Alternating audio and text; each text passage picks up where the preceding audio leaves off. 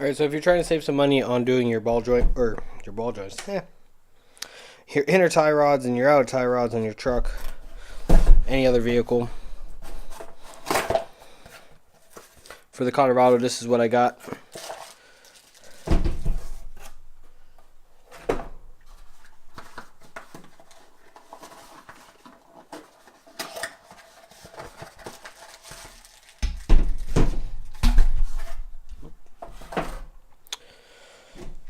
So this is your inner tie rod.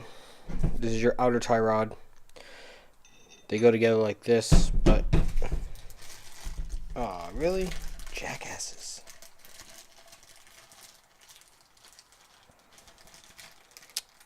It looks like the red Loctite exploded inside. Luckily, it only got on the outside of the nut, so we're good. So, when it's assembled, when you're putting it all back together, this goes back into your rack. You spin this.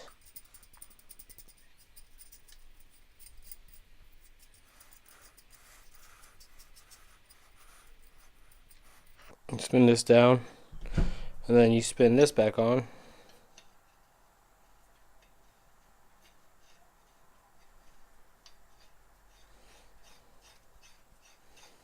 To its desired length, whatever it may be. So let's say this is your tie rod on the vehicle. What you do is you loosen this up. So you hold here, you loosen this bolt up, then you hold here and you loosen this up, and that will get your tension off of the tension off the nut. So when you take this out, you can free spin it. You may need still a wrench because of rust and whatever, depending where you are. There's two ways to figure out, to remember how far this is out. You can measure from the back thread to the end of the threads. That distance should stay the same when you put the new one on. Or what you could do is you count full rotations. So that'd be one. Oops. So that'd be one. That'd be two. That'd be three. That'd be four. That'd be five. That'd be 6, 7, 8, 9, 9.5. So you go 9.5. It's half. That's 1.5.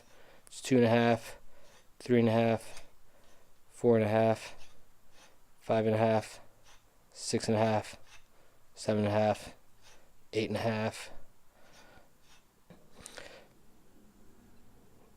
And then when you're there, you tighten it back up. Tighten this nut back down by holding here. Tighten it back down, and you're good to go. Put your castle nut on. That comes in the bag with the little outer tie rod.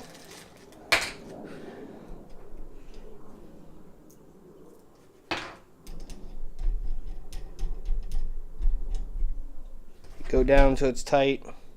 Take your cotter pin, slip it through the hole, and then you bend your cotter pin back. I'm not going to do that now because obvious reasons. This helps keep the castle nut from ever backing out when you're driving it. Also, what you also want to do is these aftermarket ones come with Zert fittings. Some of the OEM ones are sealed. They don't come with these. That means this vehicle now needs to be greased.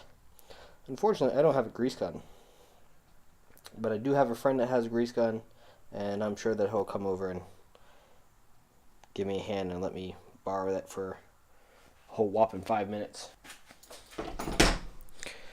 So 7, not 8.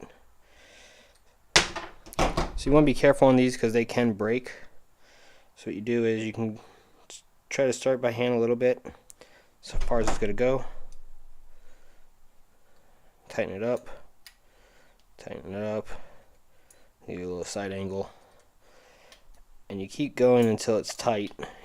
You don't need to put like 1,000 foot-pounds of torque. You just need to make sure it's snug. And that's it. If you go too much, I'm not going to do it here.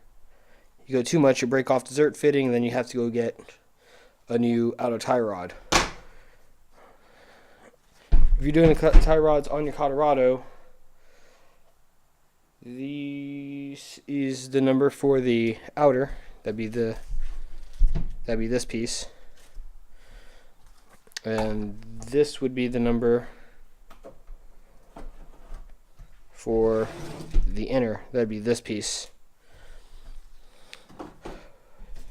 If you do the inner, you'll need a special tool, which I'll show you here in a second. But what you also need to do is you'll need to put some red Loctite right here, so that way it won't back out, hopefully.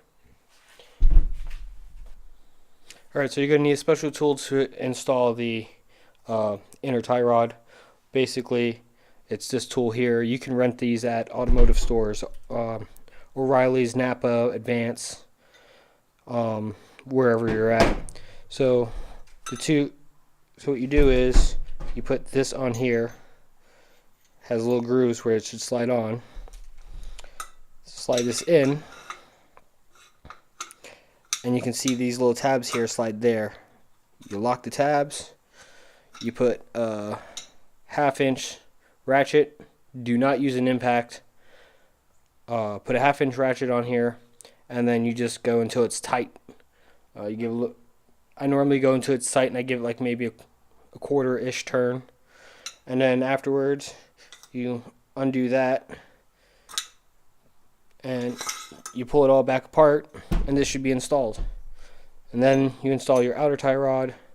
Remember your counts. Write them down if you have to, and put everything else back together. I'm going to do a time lapse of me taking them apart. So hopefully that all works for you guys. And I'm going to try to put links in the description below to indicate the part numbers, so that way you guys can get them. I got them off of Amazon. I think I saved about $5 or $8 per part going through Amazon as compared to going through Advance. If you can't wait, check your automotive parts store. If you can wait, I think these were Prime, so I got them like next day, which was great, tools and all. And remember, you can rent these from your automotive stores. Normally what you do is you pay for the rental, you pay for the tool, which is like, I think this is a $100 tool, and then when you return it, you get your $100 back. If you don't return it, well, then you got your own tool. Also call your automotive store to see if they have the tool in stock, and if they don't, see if they can order you one for you to rent. Normally they pretty much will. I used to work at 2 different automotive parts stores, and we used to do that all the time for customers. So, alright, let me go show you guys how it's done.